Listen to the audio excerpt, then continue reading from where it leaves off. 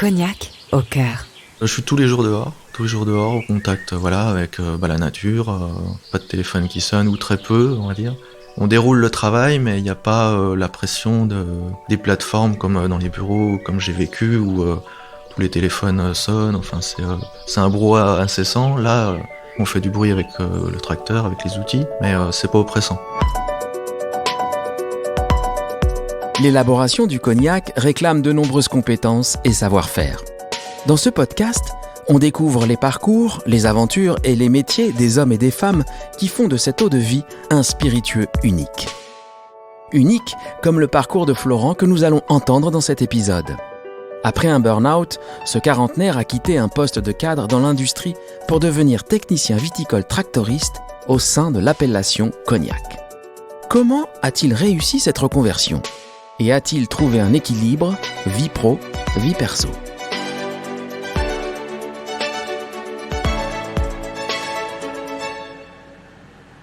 Vous écoutez Cognac au cœur, épisode 1.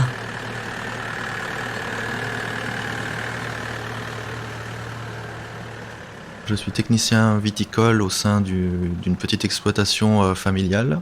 Je suis issu d'une formation industrielle, plutôt type mécanique générale.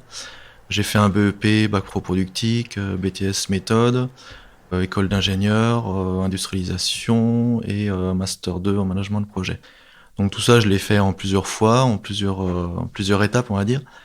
Et j'ai travaillé environ 20 ans dans l'industrie, de la fabrication de jouets jusqu'à l'aéronautique, des secteurs de défense. J'ai gravi les échelons pour arriver à des postes de cadre.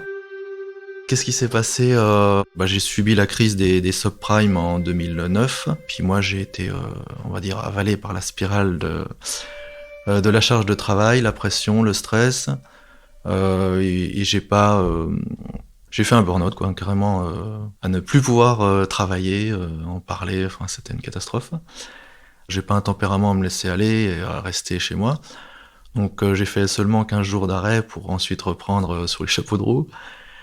C'était assez compliqué. Là, j'ai changé d'entreprise pour aller dans une entreprise, entre guillemets, un peu plus cool, plus tranquille par rapport au poste précédent. Mais j'en ai eu un gros ras-le-bol, en fait. Donc à la suite de ça, je me suis dit, qu'est-ce que je peux bien faire ? Au moins faire quelque chose qui m'inspire, quoi. Alors à partir de là, feuille blanche. Donc j'ai enquêté, j'ai lu des bouquins, j'ai rencontré des gens qui m'ont aidé. J'ai fait des tests et dans les tests ressortait travail en extérieur et à 93% milieu agricole. Oups. Bon, qu'est-ce qu'on fait ? J'y vais pas, questionnement. Bon, c'est un long chemin, ça m'a pris quand même 3 ans avant de décider j'y vais, quoi. Parce que c'est quand même pas anodin de quitter un statut, entre guillemets, un confort de vie, pour ensuite repartir de zéro. Parce que quand on change de milieu, faut se le dire, on repart de zéro. Donc on repart quelque part ouvrier, quoi. Donc à la suite de ça, j'ai rencontré la chambre d'agriculture, beaucoup de personnes qui m'ont un petit peu aiguillé dans la partie viticole. Donc je suis retourné à l'école, j'ai passé un BTS viticulture et œnologie en alternance avec une entreprise type une exploitation agricole un petit peu comme ici. Donc pendant 2 ans, j'ai passé ce diplôme que j'ai obtenu. J'ai trouvé un premier poste en CDD dans une grosse maison de cognac. Et ensuite, j'ai changé d'entreprise pour l'entreprise à laquelle je travaille aujourd'hui. Je voulais vraiment un poste où je suis un petit peu partout. Je peux être très bien dans la vigne, à gérer du personnel, que tout seul en tracteur, ou des fois dans le chai, jusqu'à la mise en bouteille. Donc vraiment, tout ce que fait mon patron pratiquement, hors paperasse. Une fois que tu as trouvé ta bonne latte, qu'elle est verte, donc tu la sélectionnes.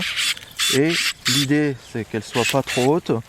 Et si tu peux, mettre un pouce. Donc là, pour l'instant, ça va. Mon métier, c'est de la culture de la vigne jusqu'à la mise en bouteille. Donc après les vendanges, ça va être la rénovation du palissage, secouer les piquets, réparer les fils, changer les piquets, pour après début décembre, on va commencer très vite à tailler. Ensuite, moi je vais préparer les parcelles pour qu'elles soient prêtes pour l'attachage. Donc on gère tout ça pour ensuite la période de débourrement. Quand les bourgeons vont éclore, ensuite travail du sol. On va broyer les engrais verts aussi, les restituer au sol.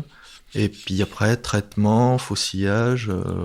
Et après, les relevages, c'est la fin de saison pour l'équipe de saisonniers.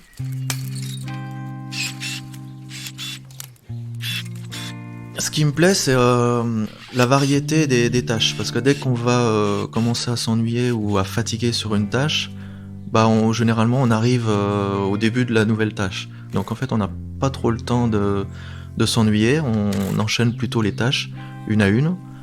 Donc voilà, c'est quelque chose c'est assez sympa parce qu'on n'a pas le temps de vraiment faire toute l'année toujours la même chose, quoi. Ce qui me tient à cœur, c'est essayer de faire de mieux en mieux chaque année. On s'efforce de faire de mieux en mieux à la taille et dans tous les autres travaux, bien sûr, pour que tous les ans, on facilite le travail et puis on améliore le résultat à la fin. Une latte comme ça, là, elle est pas mûre, faut pas la prendre. C'est vrai que c'est devenu quelque chose de passionnant. Pour dire, en vacances, je lis des livres d'agriculture ou d'agronomie, pour essayer de comprendre des choses, essayer d'évoluer, parce que forcément il y a tellement de choses à apprendre que c'est très très vaste. C'est une fierté déjà de faire du cognac, c'est historique, c'est des traditions, et c'est aussi c'est un AOC, donc forcément c'est quelque chose qu'on peut pas délocaliser. Donc on est obligé de le faire ici. Ce qui change par rapport à mon ancien métier, déjà, c'est que je suis plus en situation de stress, entre guillemets. J'ai plus du tout la pression de l'employeur ou du client, le téléphone qui sonne, les emails tout rouges. Donc ça, c'est quand même un point positif que j'ai gagné. J'ai gagné un équilibre de vie, de famille plus cool, moins speed, moins... Je suis moins énervé, voilà. Le gain en vaut la chandelle, quoi. Aujourd'hui, je tombe même plus malade alors que je suis tout le temps dehors, en plein vent, sous la pluie.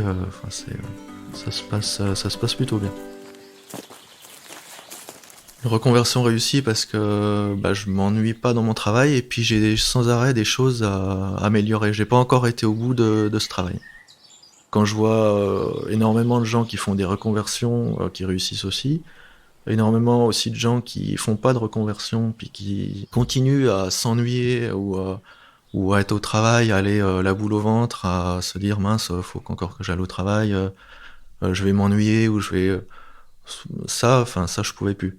Donc autant faire quelque chose qu'on aime, même bien sûr si on gagne moins. Après...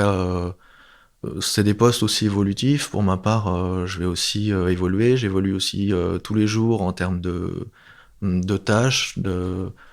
Mon patron me confie de plus en plus de tâches, notamment de management d'équipe. Donc je trouve ça riche et plus riche que de rester sur sa chaise et puis râler, dire ah c'est la faute de machin. Il y a un moment, il faut y aller puis prendre un risque.